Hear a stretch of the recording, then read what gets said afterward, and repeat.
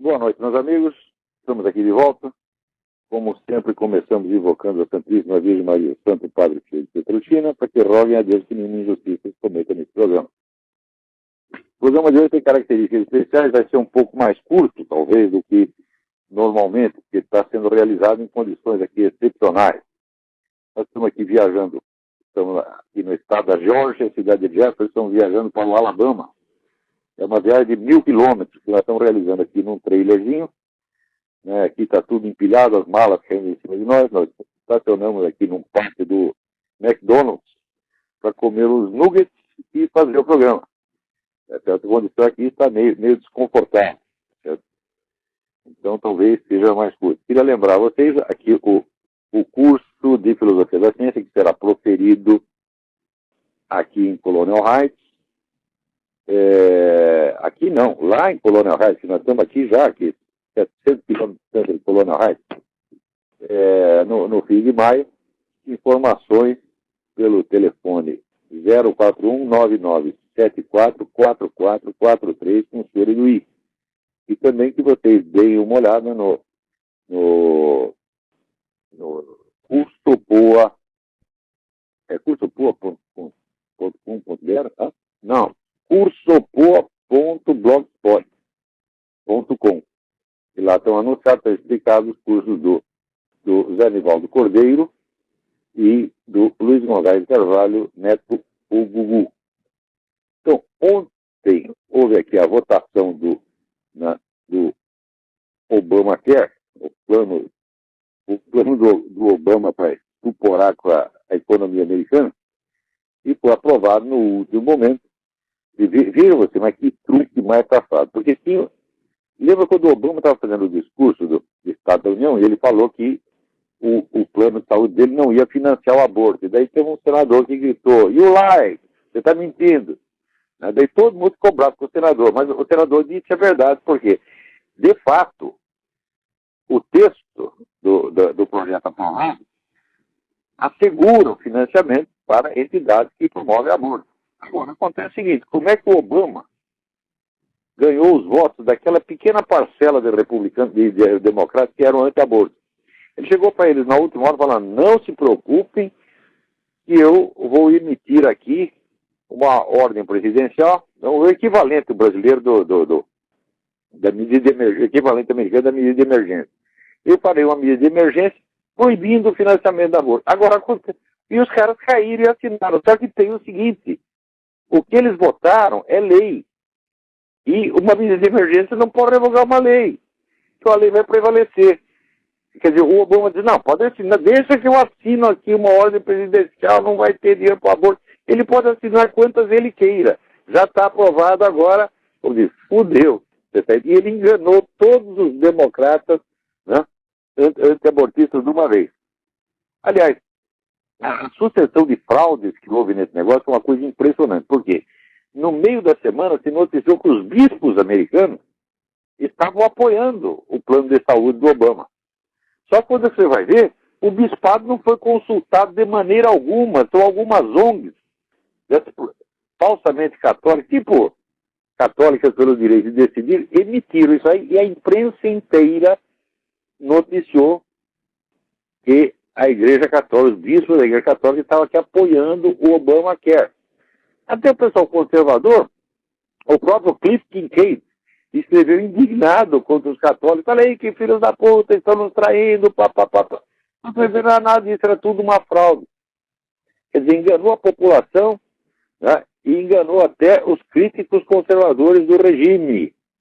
Você vê como é que as coisas estão funcionando aqui. Agora, você vê também, né, aqui, eu acho que pela primeira vez na história americana, a Câmara dos Deputados decide flagrantemente contra os seus eleitores. Já saiu a enquete hoje aqui na American Online, cujo público não é propriamente conservador, né? Então, assim, você é a favor ou contra a medida que foi aprovada ontem? 76% contra. 76% contra. Né? E daí tem outra pergunta. O seu deputado, seu representante, votou do jeito que você queria? 52% responderam não. quer dizer que, eles não estão mais nem ligando para o eleitorado. Deve estar correndo muito dinheiro nessa coisa, porque esses camaradas estão suicidando a carreira política deles, eles não se elegem mais nem inspetor de quarteirão. Né? Então, mas, bom, aí vale tudo mesmo. Então isso aí vai aumentar brutalmente os impostos para dar assistência médica para ilegais, para financiar aborto. Então é uma maravilha. Agora, vocês viram, a semana passada, pela vez na garganta, porra. Semana passada eu estava falando daquele negócio do legionário de Cristo, né, que você fala de milionário de Cristo e do associado ao Regnum Christi. Né? Daí tem um rapaz aqui que me escreveu uma carta indignada, né, e ele diz que ele estuda na Universidade dos Legionários em Roma, né, e vocês vão ver pela carta, vocês vão ver o nível intelectual do moleque. Né? Daí eu respondi para ele que iria ler a carta dele e responder no programa. E daí ele me mandou uma segunda carta dizendo que eu não fizesse isso, porque senão ele iria me processar. Porque ele não queria ser exposto em público. Vocês já verão as razões. Né? Claro que a ameaça é perfeitamente inócua, porque eu conheço a lei brasileira, ele não conhece. A lei brasileira assegura que o destinatário de uma carta é proprietário exclusivo dela e pode fazer dela o uso que bem entender, exceto quando ela vem com um pedido de sigilo. Pedido de sigilo retroativo, quer dizer, depois você mandar uma outra carta dizendo que a primeira é sigilosa, isso aí não vale. Né? E mesmo que viesse com um pedido de sigilo, se houvesse um processo, no caso de processo, poderia tornar público. Então é ameaça inócua. Mas eu vou ver, vocês vão ver por que eu não vou dar o nome do rapaz. Eu vou ler as cartas dele, que são documentos altamente significativos, para vocês verem como é que fica a cabeça de quem está lá no Legionário de Cristo. Começa assim. Aqui vai de um conservador social-democrata, que um dia já ouviu o senhor e com muito orgulho é membro do Regnum Christi, e estuda numa universidade do Legionário de Cristo em Roma, e que nunca pensou que lhe enviaram e-mails dele. Bom, eu estou aqui pensando que caso de coisa é conservador social-democrata, mas tudo bem. Vamos lá. Daí ele continua assim. O senhor é um fracassado, um mentiroso, um julgador da pior espécie. De onde o padre Marcial comeu os filhos, seu velho de merda? Porque eu sou um velho de merda, não vai ter a menor dúvida. Eu sou o primeiro que afirmar. Agora, quem disse que o padre Marcial comeu os filhos, foi os filhos. Aliás, eu cometi um grande engano, porque eu disse que comeu o filho, não foi o filho, foi a filha. Olha que coisa, né? Um engano terrível. De onde o padre, ele quis dizer, olha a elipse, ele quis dizer, de onde você ouviu dizer que o padre, não é de onde o padre Marcial comeu os filhos, de onde, bom, só pode ser pela via anal ou vaginal, só tem duas. Né? Daí continua, seu velho de merda, você não come ninguém? Como, meus filhos? Eu comi muita gente, mas criança não. Nem quando eu era criança eu comia criança. Agora, quanto mais meus próprios filhos. Nem meus filhos, já tive filha adotiva, acabei de criar a menina, casou, teve 8 filhos, tá entendendo? Tá lá feliz com o marido, tá entendendo? E quem tocar num fio de cabelo dos meus filhos, das minhas filhas, tá certo? Ou dessa menina, que é uma Lia, né? Chama, não, chama. Né? Ou aqui, da Isabela, que é como minha filha, pô, eu torci o pescoço do filho da puta, você tá entendendo? Que é o que tem que fazer com esse cara. Quer dizer, tem gente, hoje em dia, não tem, as pessoas não crescem mais, elas não ficam adultas, então elas não entendem o sentimento paterno. Elas não sabem o que é o amor de pai pelo filho. Amor de pai pelo filho é um negócio que torna você um assassino de um minuto para outro se alguém mexer com seu filho. Tá certo? Quer dizer, o instinto paterno é um instinto de defesa da integridade do filho. É um instinto muito profundo, mas as pessoas não têm mais hoje. Simplesmente não tem, não sabe mais o que é. Né? Então, a única forma de amor paterno que eles concebem é isso aí, o velho lá comendo os filhos, enrabando a filha, o filho. Eles acham isso normal. E o cara tem que ele equaliza. Um já se viu, o padre Marcel, dizer que comeu os filhos, você não come ninguém, olha ele está equalizando. Eu comi um monte de gente. Quando era jovem, comi um monte de puta, empregadia doméstica, minhas amigas, até minhas inimigas. Tá entendendo? Eu fui e fiz tudo isso. Ué.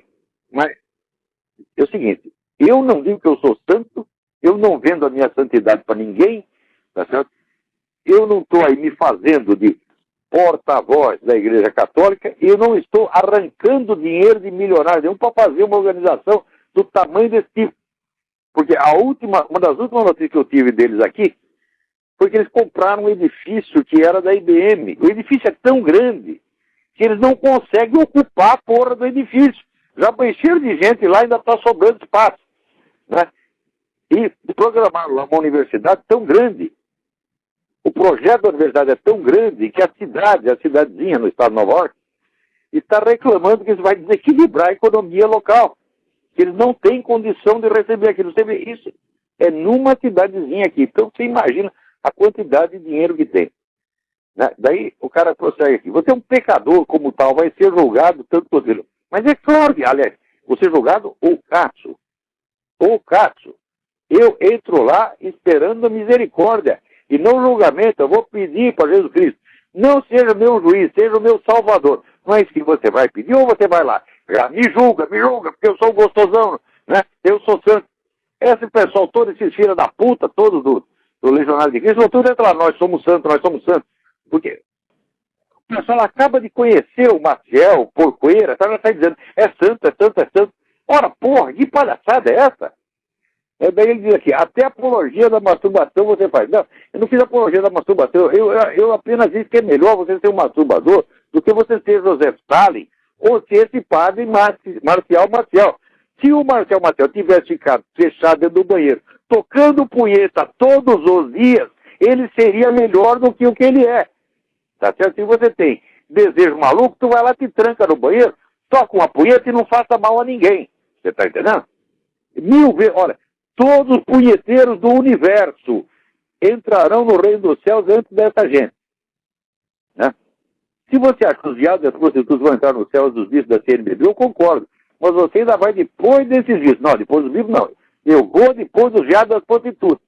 Entrou todos os prostitutas, entrou os viados, daí entro eu, por último, para ter um lugarzinho para mim. Tá certo? Estou contente com isso. Agora, os bichos não vão entrar. Né?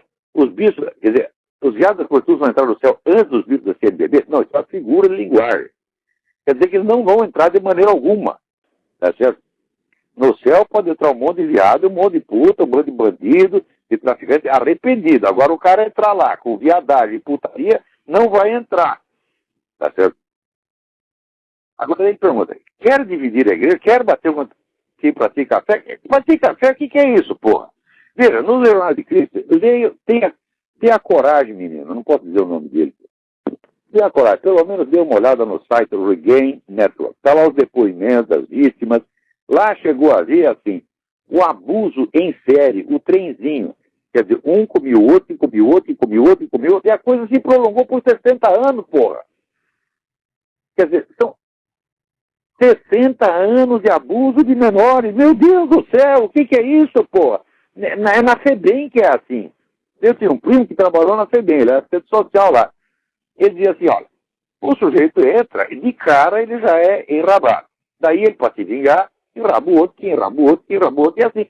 Então, isso aí, essa organização sacrossanta, era assim, está lá tudo contado pelas próprias vítimas, que não são pessoas que estão brincando.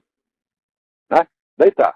Queres julgar? Julgue. Oh, peraí, o outro escreve na primeira pessoa, na segunda. Que puta confusão é essa?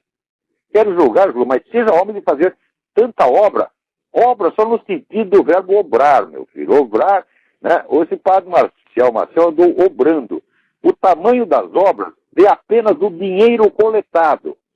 Eu, com 1/100º do dinheiro que essa gente coletou, eu faria 1 bilhão de vezes mais obras do que ele, mais benefício do que ele, porque ele só fez malefício.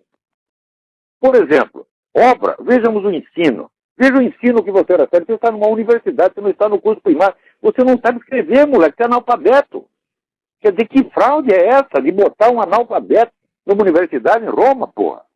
Isso é fraude, isso não é obra, isso não é ajudar ninguém. Né?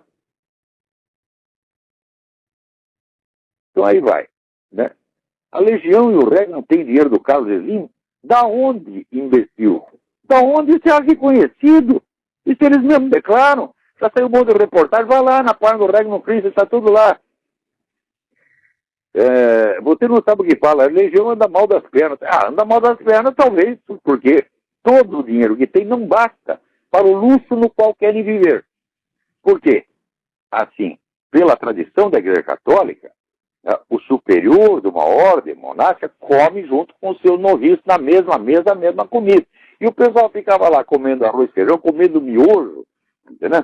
E o padre Maciel, sob a desculpa de que, né, tinha doença, era recomendação médica, ficava lá comendo, né, caviar, fazão, etc. Comidas importadas, que eram importadas especialmente para ele. Sempre foi assim, né? E sempre viveu no maior luxo. Né? Você já conheceu o padre legionário? Conheci, e já disse aqui que ele é um bosta.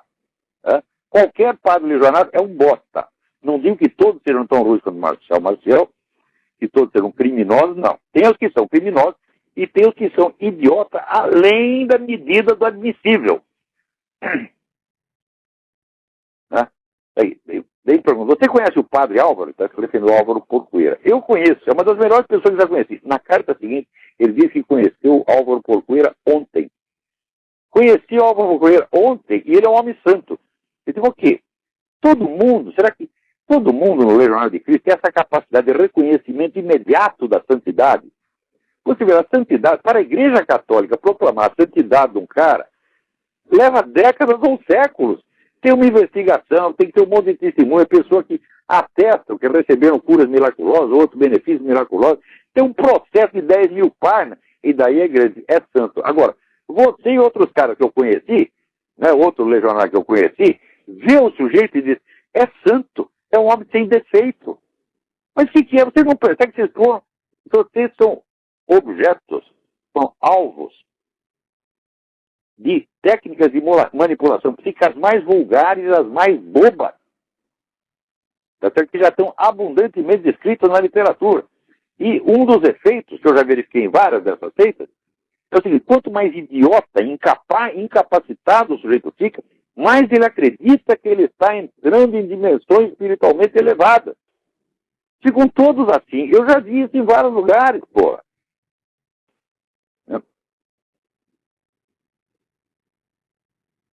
Vamos lá. As únicas pessoas que eu conheço que lhe ouvem são membros do Regnum Christi. Ah, é? Então eu vou ficar sem audiência. Para todos vocês que estão ouvindo, eu quero saber se vocês são todos do Regnum Christi. Puta que pariu! Quem está lá no Regnum Christi vai dizer, saia de lá ou saia do meu curso, desapareça. Tá certo? Porque eu não tenho capacidade para dar um jeito nos seus cérebros depois do estrago que esses caras fazem. Vítimas, gente que passou por esse tipo de seita e que saiu em frangalhos, tá certo? Com o cérebro em estado de paçoca, o sujeito tinha virado assim, QI de galinha, e ao mesmo dizendo besteira, e ao mesmo tempo com aquela presunção espiritual de santidade. Eu já vi milhares de pessoas assim, e eu sei que eu não tenho capacidade para curá-los. Né? Isso aí você precisa de tratamento, então vai procurar um psiquiatra, não a mim. Então quem está lá no Regnum Christi, vai procurar um médico, sai do meu curso, vai embora. Depois de 7, 8, eu já vi gente que saiu de seita, dessa seita, onde ficou contra os meus conselhos, seitas que eu denunciava, que era insistia, porque achei, eu sei, eu faço, eu aconteço, né? Daí saía, ficava de 4, voltava para casa da mamãe, daí a mamãe pagava o psiquiatra, até depois de 10 anos, chegava o cara dizendo, você tem razão, me podia.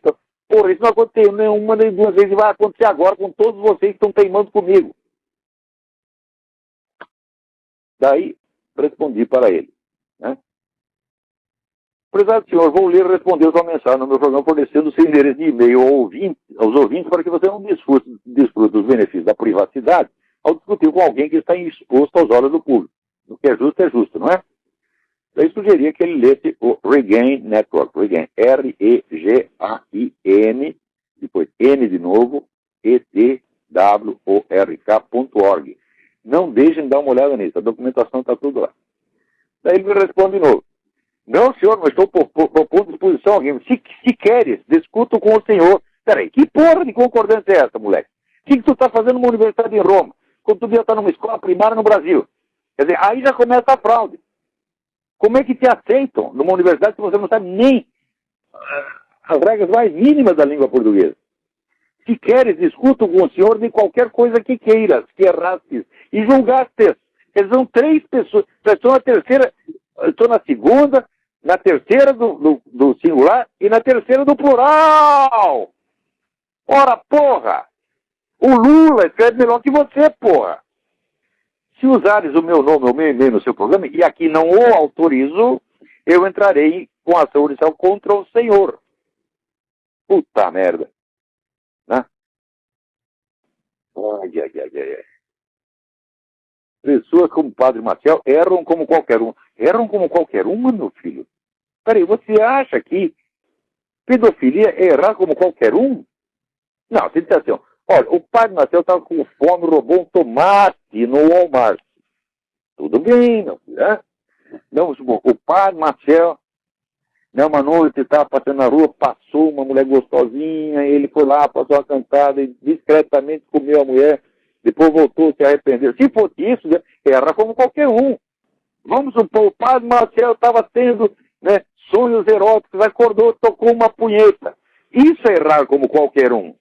Agora, abusar de dezenas, centenas de meninos, uma após a outra, criar uma organização montada no segredo para esconder isso, fazer tudo isso em nome da Igreja Católica, emporcalhar a imagem e autoridade santa da Igreja Católica para acobertar tudo isso. Isso não é errar como qualquer um, não. Isso não é erro, isso é crime, meu filho. Né? Agora, falar que a filha, você erraste é o seu cu, menino.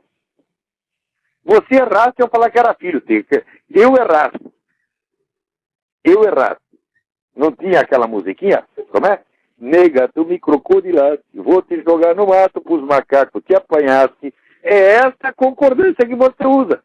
Você erraste, tá certo. Eu erraste, é? Eu disse que era o filho, ele não comeu o filho, comeu a filha. Puta que pariu! Disse que ele comeu ela. Para que tanta raiva lá de Carvalho? Puta, olha aqui. E o Padre Álvaro, eu o conheci ontem, é uma pessoa sem qualquer defeito, ao meu ver. Você conheceu o cara ontem, já sabe que ele não tem defeito. Puta merda, a gente convive com pessoas 10, 20 anos, tá certo? Depois um dia o cara te dá uma rasteira, te engana, come sua mulher. Até hoje ninguém comeu, graças a Deus. Esse problema não tive. Também não comi mulher de ninguém. Uma vez, numa festa, eu bêbado, dei uma cantada na mulher do amigo meu, que já morreu até. Eu tenho vergonha disso até hoje. Já confessei, não adianta confessar. Confessei e continuo achando. Sou um bosta. Como é que eu fui fazer aquilo? Depois que o cara morreu, ele morreu 20 anos depois disso. Depois ele morreu, eu fiquei mais arrependido ainda. Agora esse Padre Maciel, não. Quando se revela tudo isso, o que ele faz? Ele fica quieto, não diz uma palavra, o que é procedimento típico de criminoso. O pessoal diz, não, ele é tão nobre que ele não se defendeu. Não, ele ficou quieto. Agora, enquanto ele estava quieto, a organização bilionária dele perseguia e tentava botar na cadeia todos aqueles que estavam denunciando. Quer dizer, é claro que é conduta de criminoso. Conduta dupla, falsa. Né? Defeitos, erros. Quem tem aqueles que fazem isso contra aqueles que geram obras na igreja? Eles fazem isso o quê, meu filho? Quer dizer, eu estou enrabando os caras dos legionários. Eu enrabei o Padre Maciel, eu enrabei o Porcoeira. Eu não enrabei ninguém, estou aqui quieto no meu canto, porra. Eu não fiz nada do que eles fizeram. Né? E daí aqui chega o pedaço mais bonito. E reitero, se citares meu nome ou meu e-mail no seu programa, né, citares no seu. E aqui declaro que não estou lhe dando essa autorização. Queres falar comigo por Skype e discutir? Não quero discutir nada com você, vou discutir com o analfabeto, porra. Mas não aceitarei qualquer tipo de discussão. Tenho 22 anos, atenção, sofro de síndrome do pânico. E declaro já que qualquer tipo de exposição que eu provoque pode me causar danos morais irreparáveis. Ok. Você fala de síndrome do pânico, está rodeado do santo. Meu filho, o padre Pio de Pietrelcina, ele curava câncer com 2 palavrinhas que ele falava para Jesus Cristo. O cara vai chegar lá com câncer, o padre Pio começar a rezar. Meu senhor, pronto, nosso senhor já curava. Antes de acabar a prece. Curou milhares de pessoas. Fez enxergar uma menina que não tinha pupila. E você está aí rodeado dessa legião de santos. e não cura uma merda de uma síndrome do pânico? Vem aqui que eu curo a tua síndrome do pânico. Eu dou duas palmadas na bunda e quero ver se tu tem síndrome do pânico, que é viadagem, tá entendendo? Então, olha o estado em que está o sujeito, o estado intelectual e moral em que está esse menino, cujo nome eu não vou dar, por caridade. Não é por meio de represálias legais, que elas não existem na lei brasileira. Né? É assim que ficam os meninos do Legionário de Cristo, todos eles. Menino não, pois é um homem velho lá de 50, 60 anos. Né? Tá tudo assim. E não quer que eu fale contra uma merda dessa. Eu vou falar pior. E aí vai. Agora, tem aqui o professor Benê Barbosa me manda um negócio que saiu no Observatório da Imprensa. O Observatório da Imprensa, que é o Sanatório da Imprensa, com cedilha. Né? Então, já disse você o que acha o Observatório da Imprensa, ele só quer para fiscalizar a dose de esquerdismo. Agora, eles fizeram um negócio denunciando, é um estudo ideológico sobre as revistinhas do Maurício de Souza, a Mônica. Por exemplo, a Mônica prega a violência. É uma publicação perigosíssima. Você não pode deixar seu filho ler a Mônica. Tira essa revistinha dela, porque a Mônica está com aquele coelhinho dando na cabeça de todo mundo. Isso é de uma violência intolerável, onde já se viu passar esse material subversivo, terrorista para as criancinhas. Tira a revistinha da Mônica dela e manda ela para o Legionário de Cristo. Puta merda, obrigado, Benê Barbosa. Olha, se ele não me contasse, se não mostrasse a matéria, eu não ia acreditar. Né? Ai. E também aqui, o Bruno Gama Duarte me mandou um negócio interessantíssimo que eu não tinha visto. É um material de 2006. É uma conferência sobre estudos tradicionais, né? Comparative Religion, religião comparada e tal, onde os conferencistas principais eram Syed Hossein Nasr, Houston Smith e outros, todos membros da tarica do Free of Tom, todos discípulos do Tom.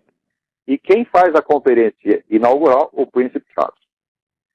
Ou seja, ele não está lá só abrilhantando com a sua presença real um empreendimento que é, obviamente, parte de um gigantesco plano de ocupação do Ocidente pelo Islã. Vou explicar. Quando você lê a apresentação que ele faz, você vê que ele entende profundamente de todo o pensamento da escola dita tradicionalista. Guénon, Tom, Burkhardt, ele leu tudo, tanto quanto eu, entende profundamente do negócio e está totalmente imbuído. Eu entendo um pouquinho mais do que ele, porque além de estudar o negócio e perceber as perspectivas imensas e profundas que isso abre para a compreensão da formação das civilizações, para a compreensão do próprio destino humano sobre a Terra e das relações entre homem e Deus, que sem dúvida é um material de uma riqueza extraordinária. Além de ter percebido tudo isso, eu percebi também que havia de todo esse quadro alguns pontos obscuros premeditadamente colocados lá para que você não os perceba. E esse eu não percebi, o Príncipe Charles não percebeu até hoje. Ele está lá, vamos dizer, com toda a sinceridade, com toda a boa vontade, né, fazendo uma coisa que no fundo é admirável, porque você vê um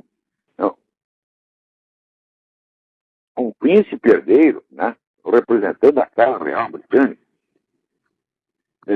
que se dá o trabalho de estudar tudo isso, que é vamos dizer, uma das bibliografias mais difíceis e trabalhosas do universo, e chegar ao nível de compreensão que ele chegou desse material, eu acho que o que ele diz ali está no nível de qualquer pessoa, né, qualquer dos teóricos e porta-vozes dessa escola, que não é bem uma escola, né? Na verdade não é uma escola, são duas, não são linhas diferentes. Mas ele absorveu tudo, isso é uma coisa maravilhosa. Agora ele precisaria um pouquinho além e perceber qual é o sentido estratégico disso dentro do plano maior das guerras de civilizações. Isso aí ele não percebeu.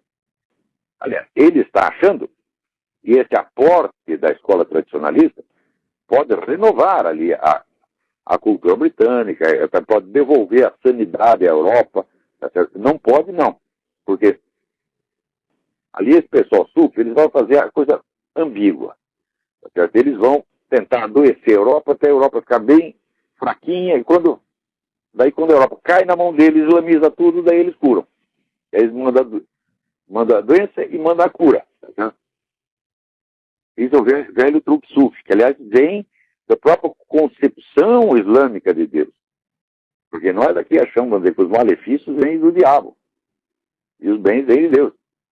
E eles acham, não, que o bem e o mal vêm tudo de Deus. Então isso quer dizer, se é para fazer a sacanagem, eles seguem muito a teoria do bode. Sabe que ele vai pôr o bode dentro de casa, aí botou uma merda, aí tira o bode, agora ficou bom, ficou bom. Né? Então quando dá zero, para ele tá ótimo, é vantagem. Então, eu tinha dito há anos atrás, olha, o Prince Charles é um membro da Tariqa do Som, um discípulo do Martin Lins. Eu sei que eu conheci o Martin Lins, né? Tive muito boas relações com o Martin Lins, até quando perdi o contato com ele, por fatores que não interessa, que não foi por culpa dele, foi um problema com o som, mas que não compromete o Lins de maneira alguma, nem o Lins, nem eu sei de você nasce, eu sou uma pessoa que tem uma hora respeito. Ele foi discípulo do Martin Lins, o qual foi sucessor do Suon como sheikh de uma tariqa. Tariqa é uma organização esotérica islâmica. Hein? Então, um item importante, vamos dizer, na guerra cultural do Islã com o Ocidente é que a religião muçulmana reconhece a importância, a santidade do nosso Senhor Jesus Cristo, não o aceita como Deus. Mas a doutrina é um pouco contraditória, porque por um lado ela diz que Jesus Cristo é o verbo de Deus, o Kalimatullah, quer dizer, Logos de Deus, né? E por outro lado diz que ele não é Deus. Fala, bom, mas como é que o Logos, a inteligência de Deus, pode não ser Deus? Eu acho que a doutrina islâmica é contraditória nesse ponto. Mas também isso é difícil de discutir, por quê? Porque não existe uma doutrina islâmica uniforme, existe um monte de escolas, e todas elas são consideradas legítimas. Um diz uma coisa, outro diz outra. Né? Mas, de modo geral, Jesus é qualificado ali como um profeta, entre aspas. No nível mais esotérico, mais profundo, né, existe uma diferença islâmica, que é a diferença entre Sharia, que é a lei que é para todo mundo, a religião exotérica, tá certo? E Hakika, que é verdade, ou Tarika, que é caminho, que é para uma elite espiritual mais qualificada. E a teoria que o René Guénon espalhou no Ocidente é que o cristianismo era originariamente apenas uma tariqa, não era uma religião, não tinha autoridade de religião, era apenas uma escola de ensinamentos secretos. E que, em função da necessidade do mundo antigo que estava caindo pelas tabelas, esse esoterismo se exoterizou e virou uma religião ex post facto. Né? O último livro do Jean Borella, que chama Esoterismo Guénoniano e Mistério Cristão, demonstra que essa tese é absolutamente impossível, inviável, historicamente, absolutamente falsa. Ora, isso quer dizer o seguinte, que a ideia não é destruir o cristianismo, mas absorvê-lo dentro do Islã como uma variante esotérica do Islã. Porque as escolas esotéricas elas estão submetidas à religião majoritária ou exotérica. Então você islamiza tudo, os elementos, vamos dizer, aproveitáveis do cristianismo se integrariam dentro do Islã como sendo uma tariqa entre outros. E os cristãozinhos ficam lá tudo contentes porque eles ainda são cristãos. Olha, minha gente, eu caí nessa história. O Suon disse para mim, olha, você pode praticar esoterismo islâmico sem você deixar de ser cristão. Foi depois que eu percebi, fala, não. O cristianismo que eles estão falando é apenas um esoterismo dentro da religião islâmica. Do mesmo modo que, na escatologia islâmica, a versão islâmica do Apocalipse, virá um enviado islâmico, que é o Mahdi, quer dizer, o esperado, esse que vai salvar o mundo, e Jesus Cristo virá para ajudá-lo. Jesus Cristo vai ser uma ordenança do Mahdi. Então, é esta a boa convivência, certo? Que essa turma das taricas quer com o cristianismo. Então, quando eu percebi que isso aí era, no fundo, é uma empulhação, você está convencendo o cara que ele vai continuar sendo cristão, mas você está integrando esse cristianismo dele como uma parte subordinada da moral, falou, essa aqui, a estratégia inteira da escola de Guénon é essa. Falamos da unidade transcendente das religiões, né? O som se considera uma espécie de papa de todas as religiões, né? E daí nós reequacionamos, nós redistribuímos as várias religiões, todas elas sob a égide do Islã. Isso aí o príncipe Charles ainda não percebeu. Então, você vê que nas últimas, recentemente, sheiks islâmicos importantes estão recomendando aos muçulmanos na Inglaterra que votem no Partido Conservador. Então, nós fazemos uma aliança com o Partido Conservador e nós governamos a Inglaterra. E dentro do Partido Conservador vai ter um monte de idiota cristão que acha que os caras estão lá mesmo para ajudar. Não, eles vão te ajudar, mas desde que você se integre no esquema deles. Quer dizer, o cristianismo aí perde o estatuto de religião, deixa de ser uma religião de pleno direito e se torna o quê?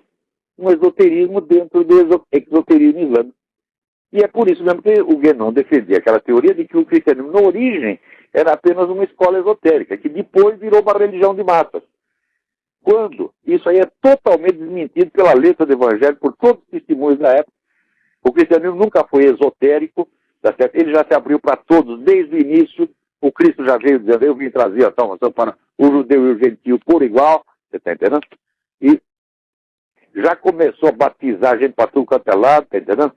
Tem o famoso episódio, eu não me lembro em que livro está, em que São Pedro encontra um centurião, e ele está ali conversando com o centurião, fazendo a pregação para o centurião, e a massa que está ouvindo, massa romana, né, se converte instantaneamente. Vem o Espírito Santo e converte a massa inteira. Entendeu? Como é que foi vamos dizer, um esoterismo, quer dizer, uma sociedade quase secreta, que depois gradativamente foi se exoterizando até chegar no Concílio de Nicéia, onde, diz o Guénon, foi só aí que o cristianismo se construiu como religião, antes era só esoterismo. Isso é mentira! Mentira! O Guénon sabia que isso era furado, pô. Quer dizer, eu não estou negando o valor imenso da obra do Guénon, inclusive do ponto de vista da mecânica, do processo civilizacional. Essa gente da Tariqa dos Fontes tem uma compreensão tão profunda que nenhum cientista político ou historiador ocidental tem. E é bom que o príncipe Charles saiba que ele tá começando a compreender o mecanismo, como é que se gera e se destrói as civilizações. Só que é o seguinte, a parte importante ainda não contaram para eles. Esconderam o segredo. Como é que uma civilização engole a outra dizendo que está defendendo. Tá certo? Então, agradeço muito ao Bruno Gama Duarte, que tem me mandado isso. Ainda vou escrever artigo sobre isso, vou dar as fontes tudo direitinho, né? É uma conferência de 2006. Vendo a lista dos participantes, né? Então a gente já sabe, isso aqui é coisa da Tariqa dos Fontes, porque são todos membros. Né? Então aparece lá um dizendo que é budista, outro dizendo que é hinduísta, outro dizendo que é protestante, e quando você vai ver, são todos membros da Tariqa. Eu já vi isso acontecer, vi isso com os meus dois olhos.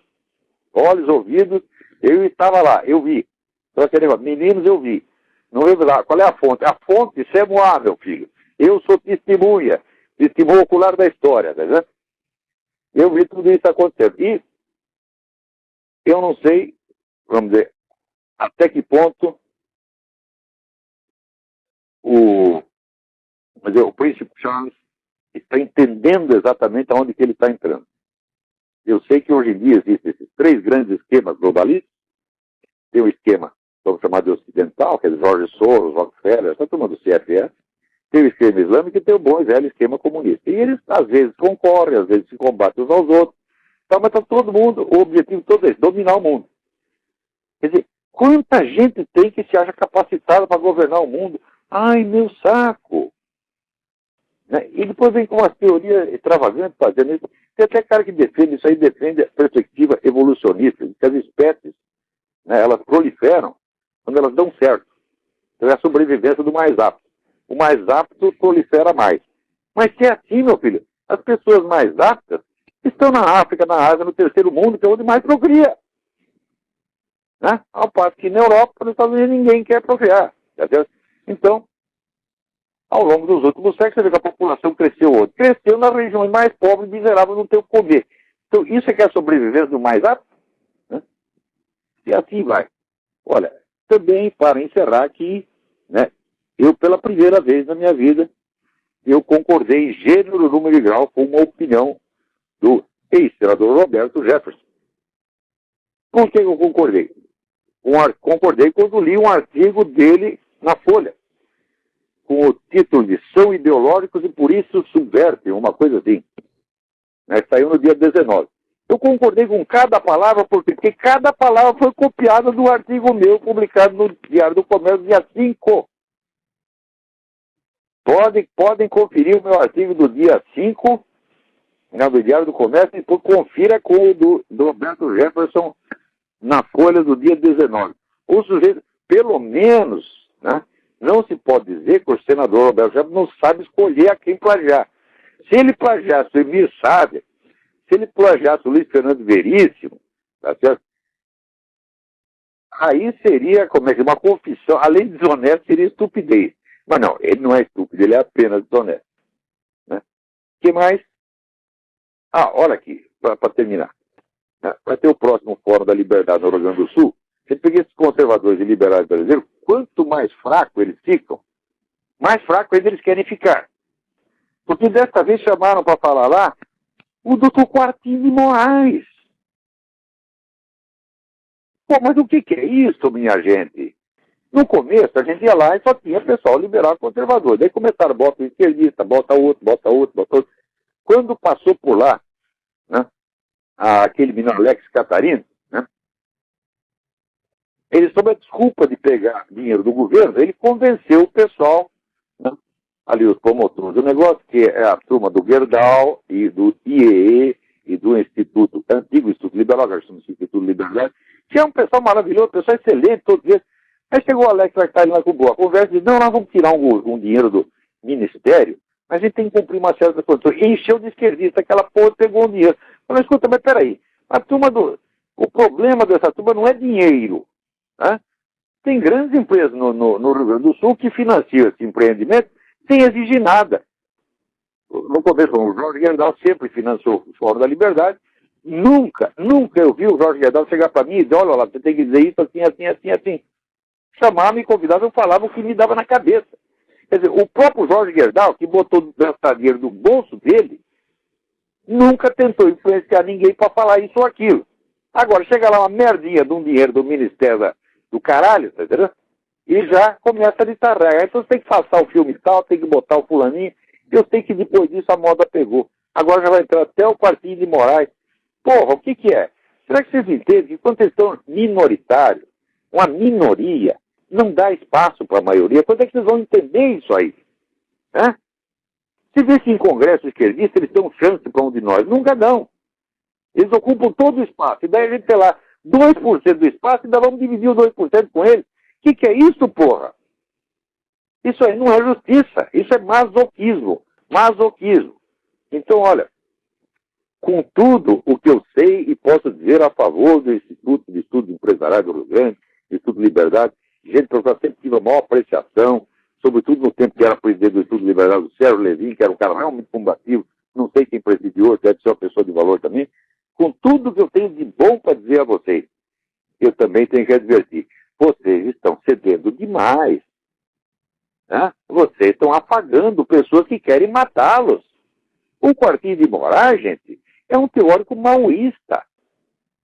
Tá certo? É um do PCdoB, porra. Era chefe de organização terrorista, né, que até andou se gabando de que, vocês lembram esse episódio, ele se gabou de que participou do assassinato do Capitão Chandler e foi condenado por isso. Daí eu disse exatamente isso, baseado na informação dele, daí ele disse que é calúnia. Não participei de porra nenhum. Quer dizer, um cara que, porra, quer dizer que você